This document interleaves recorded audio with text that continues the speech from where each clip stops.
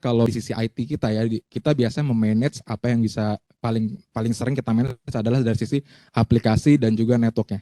Karena hal itu yang paling bisa kita kontrol ya.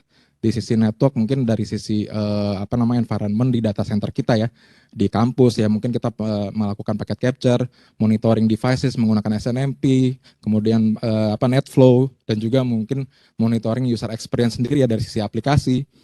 Dan juga kalau misalnya ada konektivitas ya antara misalnya branch dengan juga data center kita gitu, biasanya menggunakan SD-WAN ataupun MPLS, nah itu biasanya kita juga perlu melakukan monitoring yang itu bisa kita kontrol. Nah, tetapi kalau misalnya sekarang ini, nah ini sekarang zaman sudah berubah ya, dan juga apa yang perlu kita capture dan perlu kita kontrol itu menjadi lebih luas lagi. Jadi di mana di sini kita lihat bahwa aplikasi sendiri yang dipakai oleh user kita itu bisa juga berada di cloud.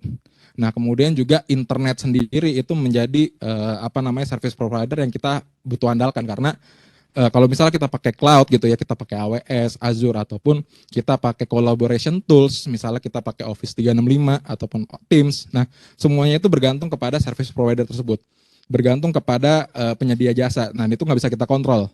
Jadi kalau misalnya ada problem dari sisi internet, ISP, ataupun dari sisi penyedia aplikasi SaaS gitu ya, nah itu kita nggak bisa tahu kenapa problemnya gitu, kenapa si user A ataupun user B dia nggak bisa akses ke aplikasi yang ada di cloud gitu ya.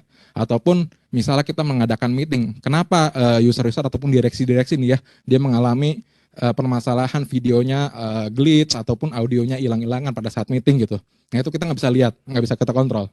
Nah, tapi di sinilah kita bisa memberikan visibility ya, untuk kita bisa memberikan evidence dan juga visibility untuk kita bisa memonitor hal itu. Oke.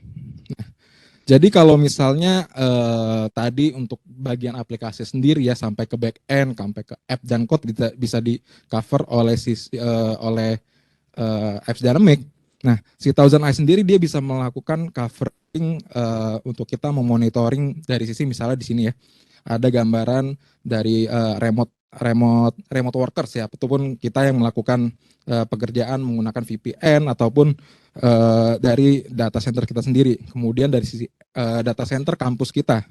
Nah, di sini biasanya kita konektivitas kita bisa melalui pakai SD-WAN ataupun kita menggunakan SECA sendiri ya, Security as a Service, sampai menuju ke aplikasi yang ada di internet, di cloud, di SaaS, dan juga aplikasi-aplikasi lainnya. Nah, di sini adalah satu hal yang nggak bisa kita kontrol, nggak bisa lihat. Kalau misalnya ada problem, kita nggak bisa melakukan akses ke salah satu aplikasi gitu ya, itu problemnya ada di mana? Apakah karena WiFi di laptop kita? Apa karena local connection kita? Apakah ada blocking ataupun lama di sisi device kita yang ada misalnya firewall ataupun switch kita gitu ya, atau karena dari destination networknya sendiri gitu. Itu kita nggak bisa lihat, nggak bisa kontrol, tetapi di sini kita memberikan visibility itu. Nah, jadi si Thousand Eyes ini dia bisa memberikan kita visibility itu, experience tersebut dari setiap titik yang ingin kita lihat dari manapun. Nah, bagaimana cara kerja kita?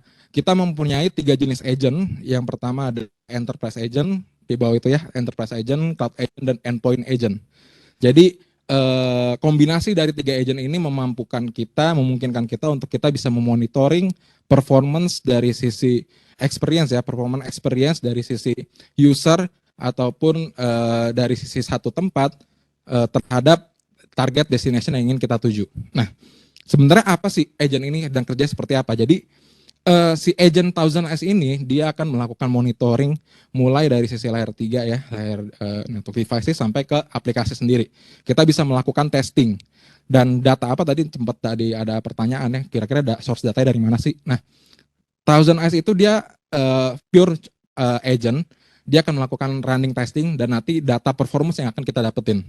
Cuman si TI ini dia cuma ada di SaaS, jadi dia nggak ada tersedia di on-premise, dia cuma ada di SaaS. Tapi kalau misalnya kita ingin memonitoring dari sisi infrastruktur yang ada di data center kita, itu juga masih bisa, karena dengan adanya agent-agent tersebut. Jadi itu masih dimungkinkan untuk kita monitoring dari sisi data center kita sendiri seperti apa. Nah, mungkin saya cepat aja ya. Contoh di sini kita mau monitor dari performance ISP sendiri ya. Nah, contoh di sini ada satu perusahaan yang dia butuh monitoring performance dari beberapa lokasi yang ada di negara gitu ya. Nah, ini kita lihat karena contohnya di sini mereka menerapkan hybrid workforce. Oke. Nah, di sini kita lihat di tengah ini ternyata ada availability yang sempat drop. Nah, kita lihat di tengah sini ada availability yang sempat drop. Kemudian kita bisa melihat secara geolocation-nya dia itu drop dari agent yang mana dan di daerah mana. Nah, kita bisa melihat di daerah sini dia sempat circle-nya merah ya, availability-nya drop.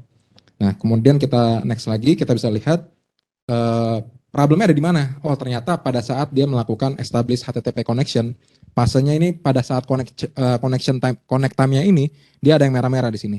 Artinya ada timeout seperti itu ya. Nah, kemudian kita lihat secara network metricnya. Oh, ternyata ada paket loss nih di timeline seperti ini. Dengan detail paket loss sekitar 22% ya, walaupun latensinya normal di sini. Kita bisa lihat.